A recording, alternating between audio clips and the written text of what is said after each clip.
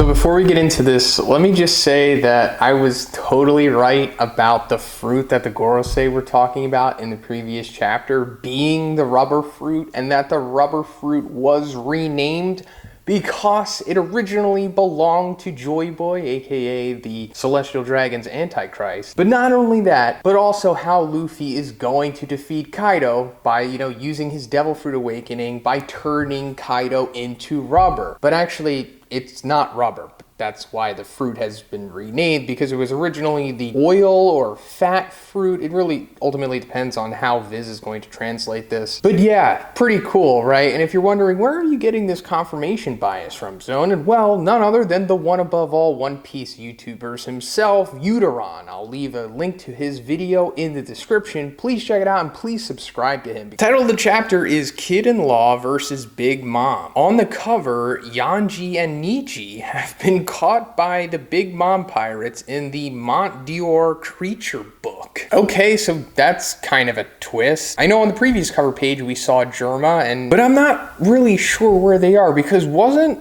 Mont Dior on the ship that was headed to Wano that Big Mom was on, that got capsized by King? I could be wrong. I didn't go back and check because I don't remember what chapter that was, but I do like Mont Dior, so I'm glad he's back. But either way, kind of just let them stay in that book. And I guess it's just another way to bring Judge back, because there's more valuable exposition that Judge has to give to the audience, for sure. I mean, with the whole, Sanji being half Lunarian, that still needs to be revealed, and I guess he's going to be the one to spill the beans on that. Raizo versus Fukurokuju.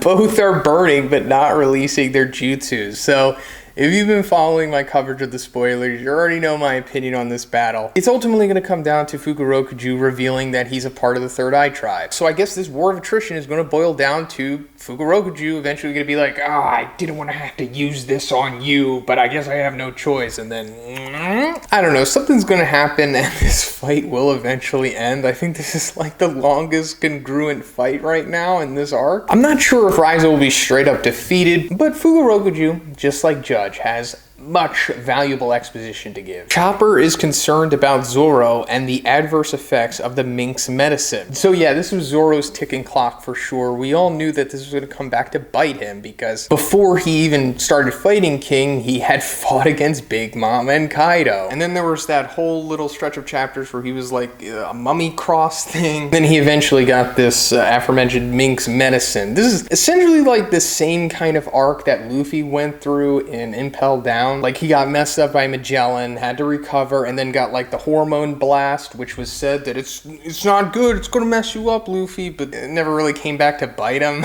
I mean, maybe it will eventually, because, they talked about Luffy's draining his lifespan throughout the series, so I wouldn't be surprised if he, dies at the end of the series or something after he dons the eye patch of just, I don't know, old age, or it just, everything catches up to get him, kind of like how Roger, without the disease or whatever he had, Goku's heart virus. But I'm assuming that this is Oda just not wanting to completely erase the stakes with Zoro, so that the audience still has, some kind of worry about him. Can't just let everybody get off scot-free. That wouldn't really be good writing. I mean, sometimes you can get away with that, but, with this kind of instance, Zoro has to suffer a little bit, or you at least just have to worry about him. Give Zoro a false finish. Speaking of a false finish, in front of Zoro appears a skeleton with a large scythe. So either Zoro is seeing this in his own unique ancestral plane or something, because there's a lot of hell symbology and analogies with Zoro, and I know that the Grim Reaper isn't necessarily aligned with, the traditional hell, but there is the death and crossing over link there. So either he's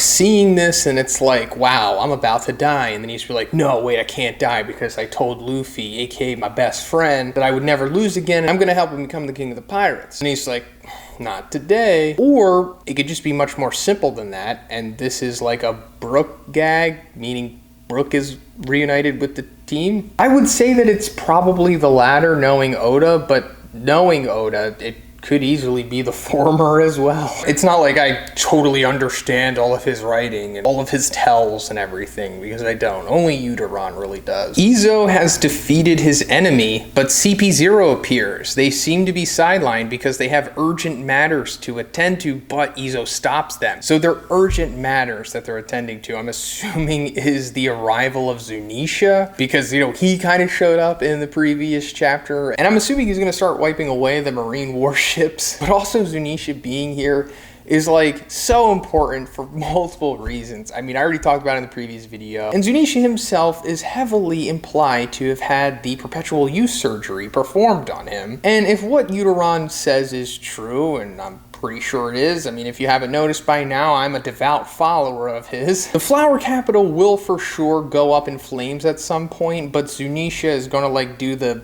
elephant suck up water thing and then spray it out of his trunk and help everyone, probably with the help of Momonosuke. Like Momonosuke is going to like conquer Haki, tell him to do that, I'm assuming. But not only that, but there's also a good possibility, and Uteron didn't say this is just a part of more of the elephant god mythology or whatever.